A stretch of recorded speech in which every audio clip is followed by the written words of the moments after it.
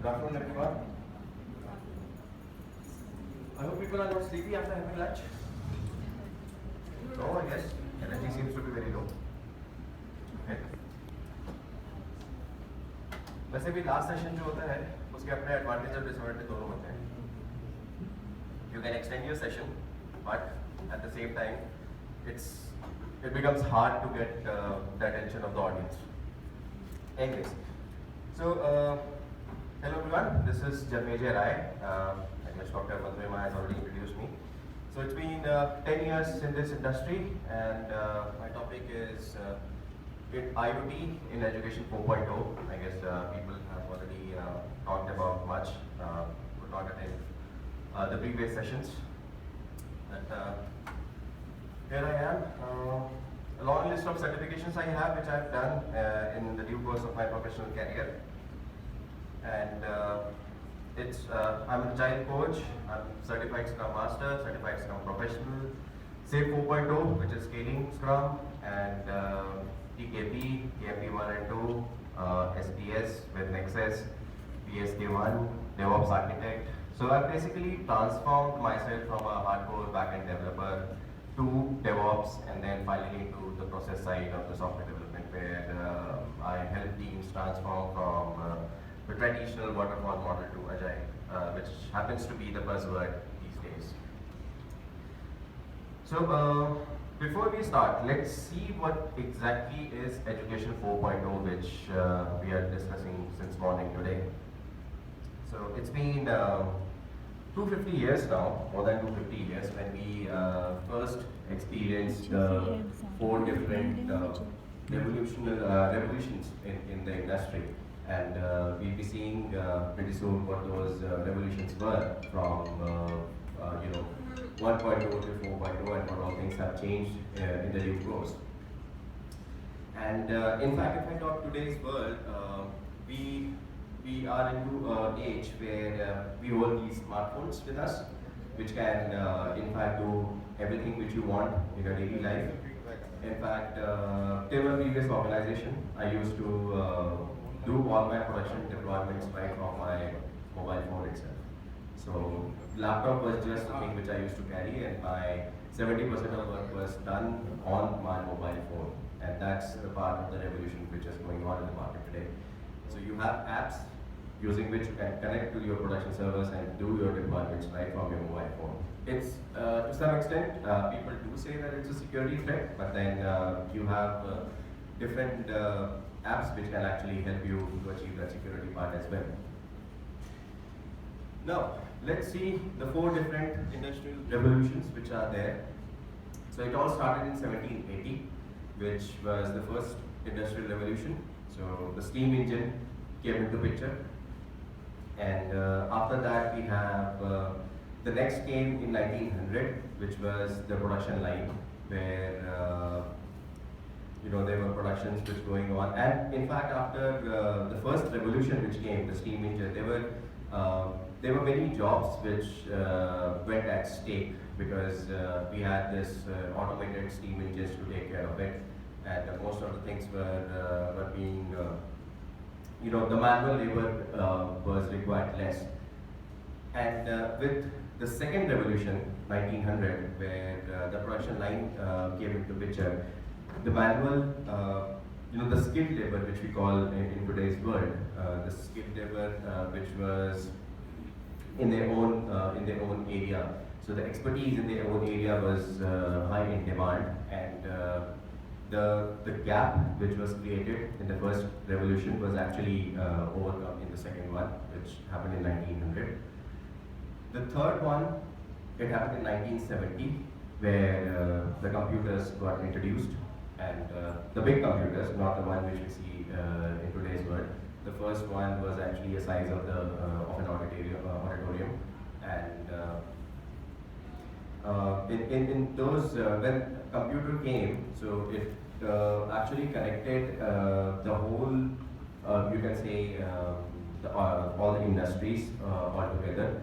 And then the 4th industrial revolution, in which we are in today's, so that happened in 2000, where the internet came into picture. And with the introduction of internet, everything which was connected physically by the third revolution, everything was now on internet.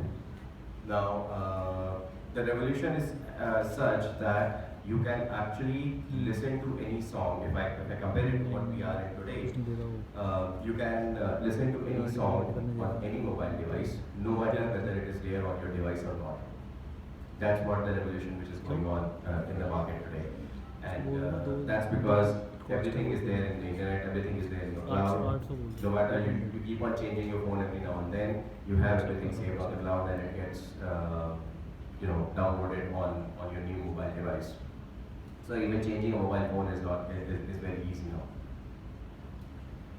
So there is you can say people have already started arguing that we might soon have a fifth revolution as well, whereas this still remains a dilemma whether that is have we reached the fifth revolution or not. But there are talks in the market that say that we very soon will be having the fifth revolution. And if I see the industrial revolution timeline, so the first the time frame between the first and second revolution took 120 years, and it has actually started decreasing now. The gap between third and fourth was only 30 years. And in fact, now that we have already, there are talks about the fifth revolution, we might end up having that revolution soon. And with all these introduction of AI, ML, IoT devices, I guess this fifth revolution will be announced pretty soon. And the gap, you can see, the 2000 was the fourth revolution, and in 2019, just in the gap of 19 years, we already started talking about the fifth revolution as well. Now, with all these revolution which we had started in 70s, what is the effect of on the education? Now, we had education 1.0, where that was the time when there was no specialization which was happening. Everything was based on the fact that the father or your parental part, whatever the occupation was there, that was being continued. And even if so there was gurukuls which was there, and in that as well, whatever education which was being taught was based on the work which their parents used to do. It was not based on someone's interest. In the second revolution, the education 2.0, it required, because the second revolution made the workers of the second revolution, they required a specific set of skill set, the skilled labors. So the education actually advanced into the very specifics. And so the new workforce which needed to be created, that actually for that you needed a very specialized teachers. So because of that production line which happened in industry 2.0, education 2.0 as well was pretty similar, where whatever the required, so the education industry moved towards creating those specialized skilled labors. Then in 3.0, the age of computers, so people started thinking of integrating, having those computers in the daily classes, or we started thinking of having smart classes. And then with the introduction of education 4.0, which we are talking today, the internet. Now here what happens is, I guess, in few years back, there used to be a classroom like EduCamp, which used to say that we are smart ready classes. So that actually started a revolution, which say that instead of having those traditional model where you have a blackboard or a whiteboard and the teacher used to write everything, instead of that, it was a complete smart classroom, where there were videos which used to be played based on the subjects which the teachers were teaching, and apart from that, there was everything. And in fact, institutes like IoTs, IIMs, though those have actually started moving towards soft copies rather than giving those hard, bulky books. So they even teach you in soft presentations itself rather than giving them notes. You don't even need to write notes because everything is now available on the internet. So they record their videos, they record their sessions, everything is there on the RAN network. You just go there, access it, and you can study. So everything has now actually changed from those books or the classes to the smaller, you can say smaller devices, smaller modules which is available on internet and can be accessed anywhere. And in education 4.0, so in order to make this change, because of the fast-moving world, the education industry needs to change. So with that change to happen, we also need to revisit the educational paradigms which is there, and the traditional paradigms which are there, and focus on the areas that needs improvement. And so in today's world, whatever we are, because everything is changing at a very fast pace, so the education and the kind of overloading which we are doing on the students, and this again remains a statement of argue, because some feels that it's not the overloading, it's the competition which is happening in the market today, that the education needs to be reformed, but actually it is an overload. That's what I feel. Because I'm a strong believer of teaching the students in a practical way rather than going the traditional way where you are teaching everything from the textbooks, the textbook knowledge and all. And even in my school days as well, if you give me a book, it's the maximum which I've ever read in any book, apart from any computer programming language book. The maximum I reached was the preface, not more than that. Even before the day of the exam, the maximum which I could read was a preface. One of my roommates, because I used to live in a hostel, so he used to tell me that, okay, he used to study and I used to take notes from whatever he used to recite, and I used to, so I'm not a big scholar. I'm not those students of IITs and I never believed that I would be a product of that. But whatever I believe that if I am studying only 20% of things, at least that 20% should remain in my mind. I never went for 100%. So even that the notes which I used to prepare, maximum of 70%, not more than that. That was my maximum capacity. The only subject on which I gave more than 100% was computers. That was my always area of interest. So that, and any book towards computer language, I used to finish it till the last page. Apart from that, physics, chemistry was like, it was like, what I'm doing here. I just don't understand. So and with now the things which have been changed in this world of internet, where you can actually browse the videos, the interactive way of. In fact, there are softwares which have come up, which gives you some interactive videos you can browse through. In fact, learning chemistry also is a very is a fun now with those softwares which are there. And because when you talk about the traditional chemistry, it's like very hard to learn, very hard to study. But when it comes to the interactive way, it's always good because that always keeps you engaged. Now, because of the transformations or the revolutions which are happening, so we need the education industry also need to be aligned with what the education with what the industry is actually changing. So the current revolution, the industry 4.0, education also needs to be aligned, and these are some of the factors on which we need, we should be focusing on. So if I talk about industry, it's the first one is flexible production line, and if I talk about the counterpart from the education side, it is tailor-made learning path, online quality control for industry, whereas formative assessment in terms of education, System engineering where, versus education is the goal, the custom products and divergence and pluralism. That's what we need to get in education. And for the industry, workers monitor automation. That's what we do in the industry. Whereas in the education part, teachers become mentors. So, the major change which it's good that the teacher can make would be if they start becoming mentors rather than being teachers.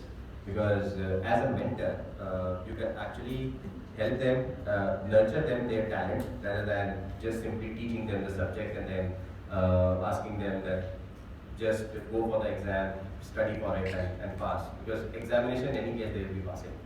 Every student knows how to pass an exam, whether with a 90%, whether with a 60%, or maybe with a passing marks. That every student knows how to do it. But as teachers, it would be good if you start becoming mentors and nurture them, their talent based on what they feel is correct for them. That's what I feel. I may be wrong. It's again open for discussion because it is you faculty members who are teaching, and we are in the industry. So that's what we feel. Because whenever students come to the industry, we take their interviews and we give them their jobs. They come, under us as a juniors, and then so there is always a gap which is there, which we need to fulfill.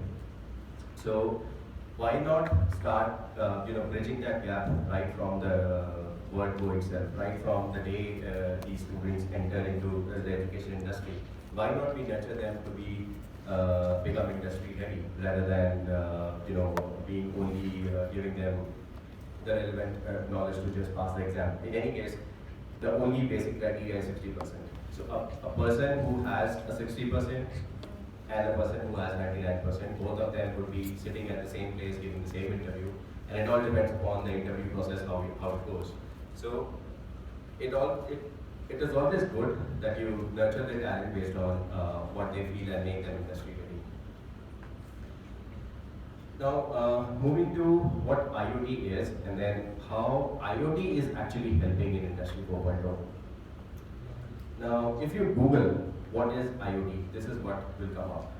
The Internet of Things is a system of interrelated computing devices, mechanical and digital machines, objects, animals, or people that are provided with unique identifiers and the ability to transfer data over a network without requiring human or human to computer interaction. That's what IoT is all about. These are devices, these are, you can say, a process which transforms the data from your system to somewhere in the cloud, and based on that data, you can club your data science, you can club your machine learning, you can have your artificial intelligence in place, and you can get whatever kind of analysis if you want. Like I was actually part of a training which I did in IoT where we were building something like devices for the agriculture sector. It was more that you will have those devices, it will be placed in the farmer's land, and with the change in temperature and the moment the soils get dried up, so there will be notifications which will be sent to the farmer's mobile number if they have, or it will be sent to a data center where the organization's data center whose devices will be placed, and the moment you get that alert that okay, the soil is getting dried up and you need to start giving some water to it. So those kind of devices would be very helpful, and in fact it will be helpful in the sense that because every crop which the farmer is actually growing, it requires a very limited amount of water. It should never be overgiven, or it should never be dried up. So they can actually sit back, relax in their home, and these IoT devices can actually help them to achieve this, when to open water and when to stop it. So these kind of, and in fact this is also applicable in your home as well. So we are seeing a lot of automation devices which are coming in today's world. So there are devices which can be controlled using your mobile device. There are apps which are there. In fact, yesterday I was reading a blog. So there is I forgot the name. So there is a company who has launched inverter which can be controlled using your mobile app, and you can actually see what's the input voltage coming, what's the output voltage, what is the health of your battery which is there. So all those things are also there, and all these things are actually a result of all these industry revolutions which is happening, the introduction of IoT devices, ML, AI, and so all these technologies which have actually come up. These technologies are helping in getting these things achieved. Now, so I've already given this smartphone examples. Everyone must have is now having a smartphone of any brand, and to the least, I guess everyone here likes listening to music. So you would have known of apps such as Gara.com or Big Music and all. So you can actually play music, which is from the millions of databases stored in the cloud directly on your mobile device, rather than not even having those 1 million or more than 1 million songs on your mobile device. That's the power of revolution which we have at the moment, and that again is what IoT is all about. Now, what does it? Now, why does IoT matter? So we have three things, as I said.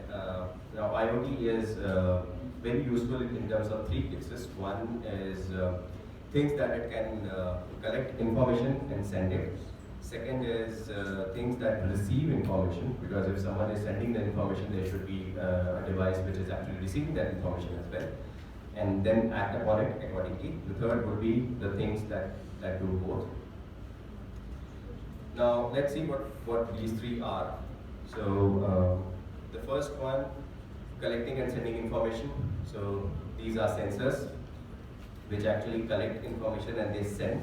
So the example which I gave, that the farmer land example, so the devices which is placed there, that is actually sensing the change in the temperature around, and the change which is happening in the soil, and then it is sending that information to the cloud, and from that cloud it is sending it back to the farmer's mobile or an app or whatever it has been configured to, because there are many ways of sending that information. Second one is receiving and acting upon it. Now, everyone must have seen printers. So there was traditional printers which was connected through wires. Now we have printers which can be easily accessible through Wi-Fi.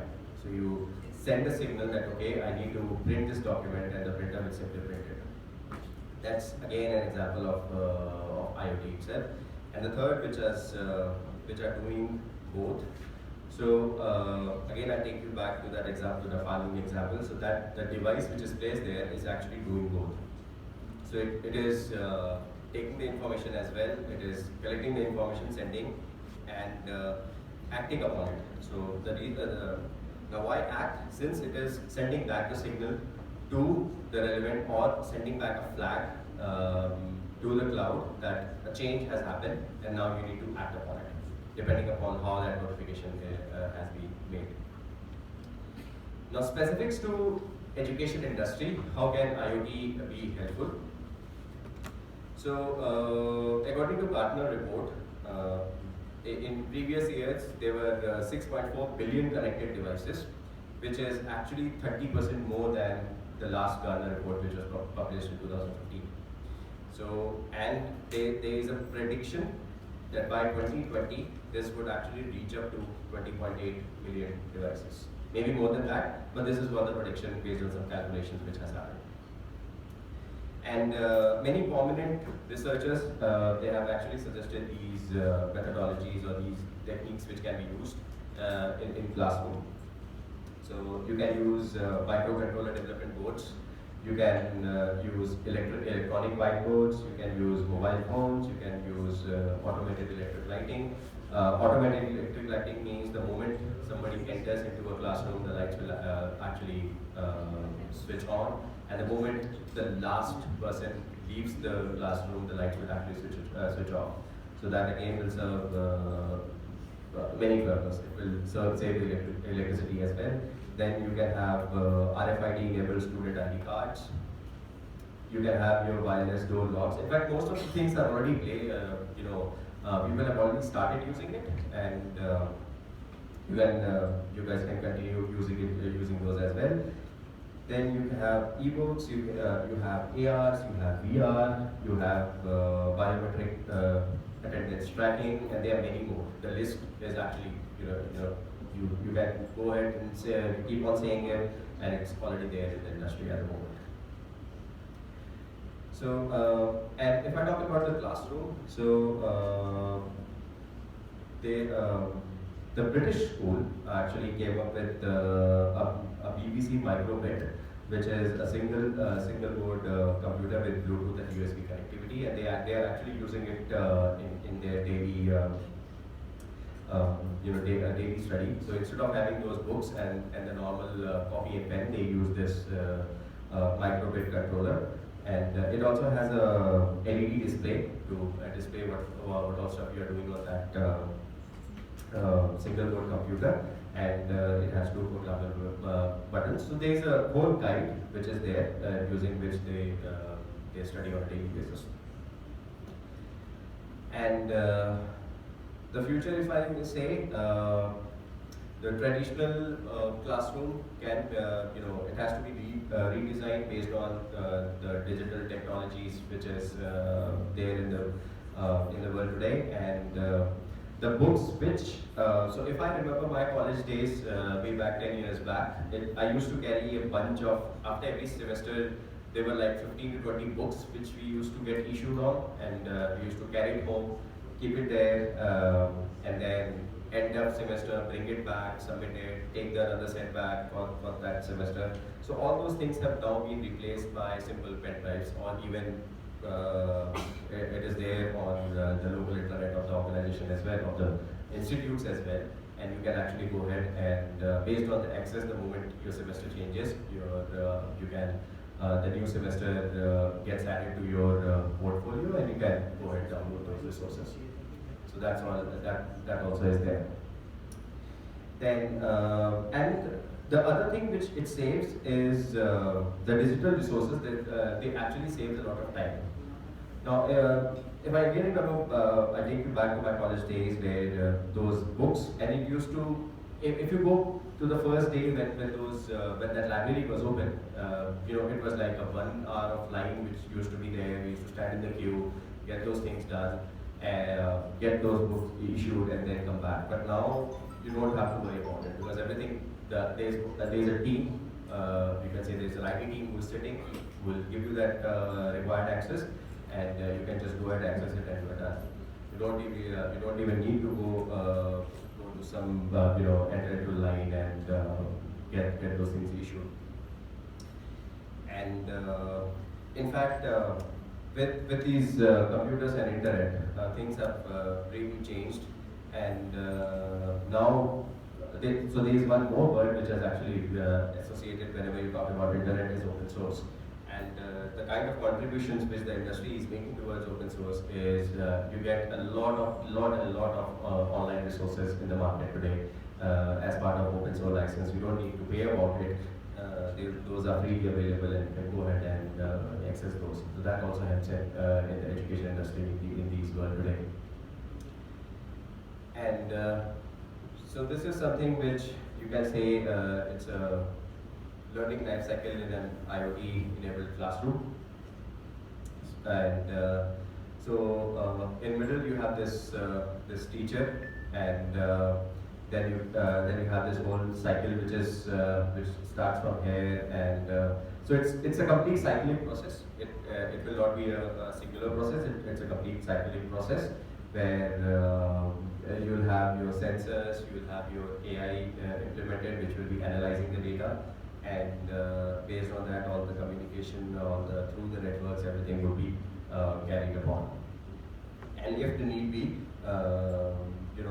physical teachers would also be involved, because ultimately machines are something which is being taught by the humans only.